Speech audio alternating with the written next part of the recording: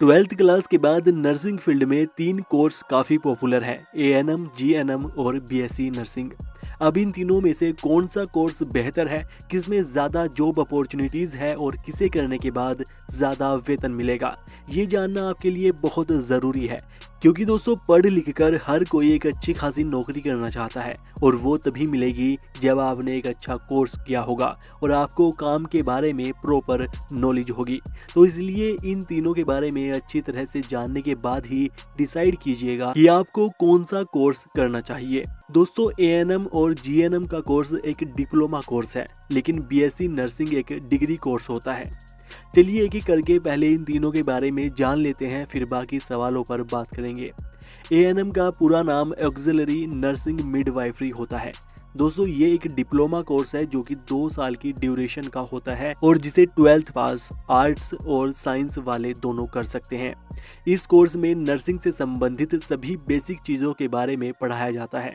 इस कोर्स को करने के बाद बनने वाली नर्स को एएनएम नर्स कहते हैं, जो सिर्फ छोटे और गांव में क्लिनिक हॉस्पिटल्स होते हैं उनमें काम कर सकती है। जीएनएम का पूरा नाम जनरल नर्सिंग मिडवाइफरी होता है। यह 3 साल का कोर्स है जिसमें 6 महीने की इंटर्नशिप होती है। जीएनएम को करने के लिए 12th में फिजिक्स, केमिस्ट्री और बायोलॉजी होना ज़रूरी है, तभी इस कोर्स में एडमिशन लिया जा सकता है।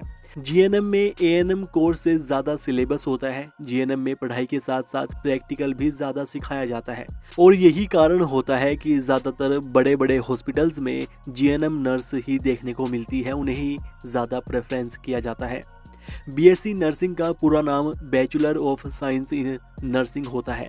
एएनएम और जीएनएम में जो सभी कुछ पढ़ाया जाता है उससे भी ज़्यादा बीएससी नर्सिंग का सिलेबस होता है। और दोस्तों, एएनएम कोर्स को हिंदी वाले भी आसानी से कर सकते हैं, लेकिन जीएनएम और बीएससी नर्सिंग के लिए इंग्लिश आनी ज़रूरी है, क्योंकि इन दोनों में सिलेबस इंग्लिश में ही होता है। अब जान लेते हैं कि आखिर इन तीनों की फीस कितनी होती है। दोस्तों, जैसे एएनएम कोर्स इन तीनों में सबसे कम ड्यूरेशन का है तो उसकी फीस कम होती है। जीएनएम की उससे ज़्यादा और बीएससी नर्सिंग की सबसे ज़्यादा फीस लगती है। एएनएम का टोटल 2 साल का खर्चा 1 लाख से 1.5 लाख के बीच में आता है। वहीं जीएनएम का 3 साल का खर्चा 1.5 से 2 लाख के बीच में आएगा और बीएससी नर्सिंग का 3 लाख से 4 लाख के बीच में खर्चा आ जाता है। अगर किसी अच्छे प्राइवेट से आप इन कोर्स को करते हैं तो लगभग इतना ही खर्चा आपका आएगा। अब बात करें इनके कार्यों की, तो दोस्तों, कार्य तो लगभग इन तीनों के सेम ही होते हैं। एएनएम कोर्स का मकसद सिर्फ नर्सिंग से संबंधित छोटे मोटे काम सिखाकर नर्स बनाना होता है, जिससे कि वह डॉक्टर्स की हेल्प कर सके और छोटे मोटे काम जो हॉस्पिटल्स में होते हैं उन्हें देख सके। लेकिन जीएनएम और बीएससी नर्सिंग में ऐसा नहीं होता। इसमें एक नर्स के सभी काम सिखाए जाते हैं, जिससे कि बड़े बड़े हॉस्पिटल्स में बड़े बड़े डॉक्टर्स के पास रहकर नर्स काम कर सके। हॉस्पिटल्स में मरीजों की देखभाल से संबंधित सभी तरह के काम वे देख सके। एक तरह से देखा जाए तो जीएनएम और बीएससी नर्सिंग वालों को बड़े बड़े हॉस्पिटल्स में एएनएम से ज़्यादा प्रेफरेंस दी जाती है, इन्हें ज़्यादा पसंद किया जाता है। और वैसे दोस्तों, इन तीनों के लिए नौकरी की कोई कमी नहीं है। नर्स को कोई ना कोई नौकरी किसी न किसी हॉस्पिटल्स में मिल ही जाती है। वेतन की बात करें तो एएनएम को प्रति माह 10,000 से 12,000 रुपए प्रति माह के लगभग वेतन मिल जाता है। वहीं जीएनएम और बीएससी नर्सिंग वालों को शुरुआत में 15 से 20,000 रुपए के लगभग तक की नौकरी मिल जाती है। तो अगर दोस्तों आपके पास ज़्यादा समय नहीं है, जल्दी से कोर्स करके नौकरी करना चाह रहे हैं, तो एएनएम कोर्स आपके लिए बेस्ट है।